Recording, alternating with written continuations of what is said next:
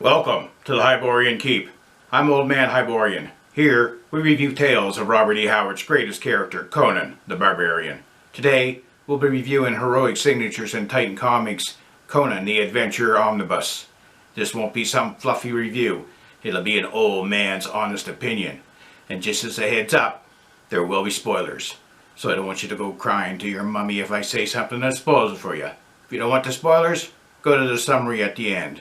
And if you enjoy the video, please like and subscribe. And with that, let's get after it.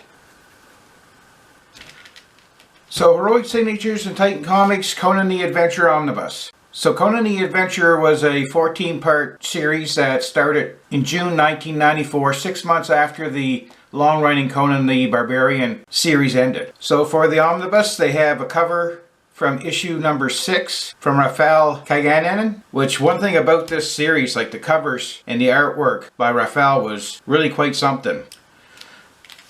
So the actual hardcover is similar to the other omnibuses that we've got from Heroic Signatures and Titan Comics, which I appreciate that. So it'll fit on the shelf, fit right in. Rear cover has all of the covers that were on this 14-part miniseries. So the covers alone, like, it's really quite something. The details that Rafael had put on all of these covers and the interior artwork is really quite something. So we start off, end sheets, pretty cool.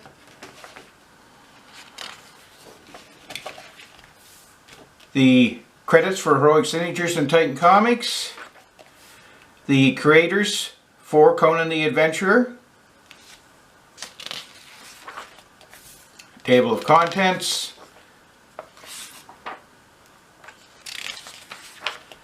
There's an introduction from Michael Greger, which is a little bit interesting, kind of explains a little bit about the end of the long-running Conan the Barbarian series and the pickup from this one. So Conan the Adventurer, it started in, I think I said June 1994. That was kind of the in thing to reboot some of these old titles. So we have the old school map of the Hyborian Age. This was cover number 1, which was actually, it was an embossed cover, so it's one of the coolest covers that I have in my Conan collection.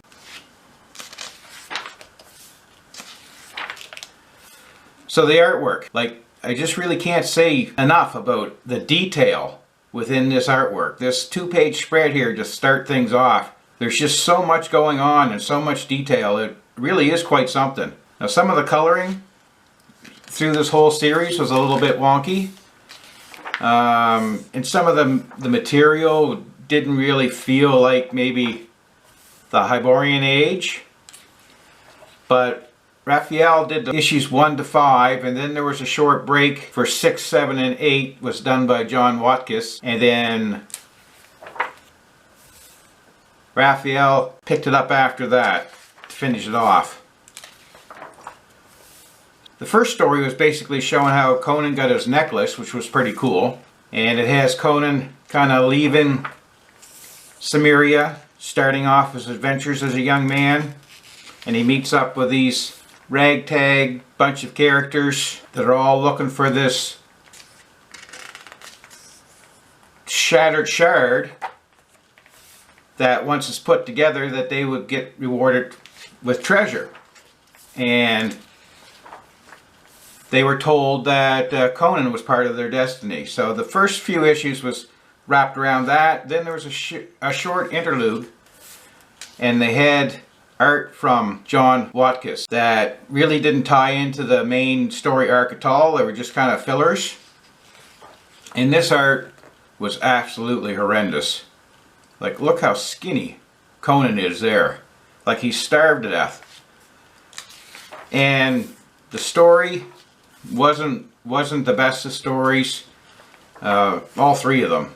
Like, it was not Roy's best work by a long shot. Like, Conan wanted to be a farmer until the people he's staying with were killed, and then he gets mixed up with a bunch of children from the god. Bory,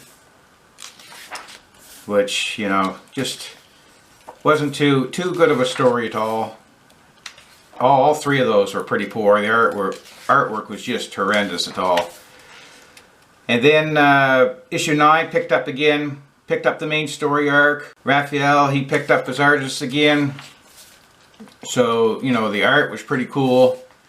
This is one of the stories here that was a little bit off. Like, there's some guy that Conan meets up. He has, you know, a set of wings made of metal that he's flying around, and Conan, he ends up flying away and crashing. So some of the details that Roy had thrown in here really just did not feel like the Hyborian Age. But the art, look at the artwork, like that's pretty friggin' cool. So anyway, this cast of characters, there were 7 of them. They all eventually get teamed up, find this shard, put it back together again, and there's this evildoer here he laid the plan out all along to get them all together to do this, to resurrect a god. So that was the whole end story. And they had this kind of weird little character here. He was called Shadow, which was just kind of, you know, it's a little bit wonky. The story was really kind of wonky.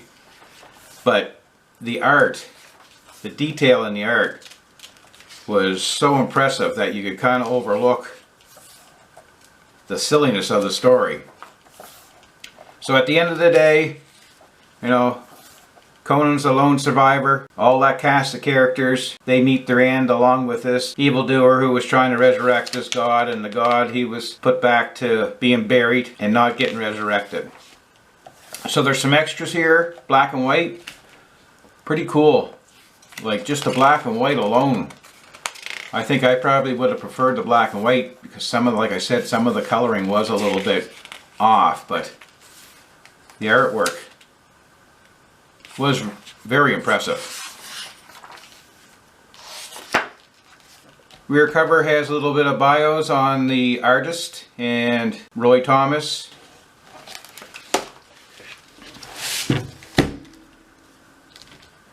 So overall, the most of the art, the detail was just unbelievable. Not the best writing by Roy Thomas, and that little 3-issue interlude with the art by John Watkiss, that really sucked, but the artwork alone by Rafael is really well worth it. Very impressive, the amount of detail that he put into these issues.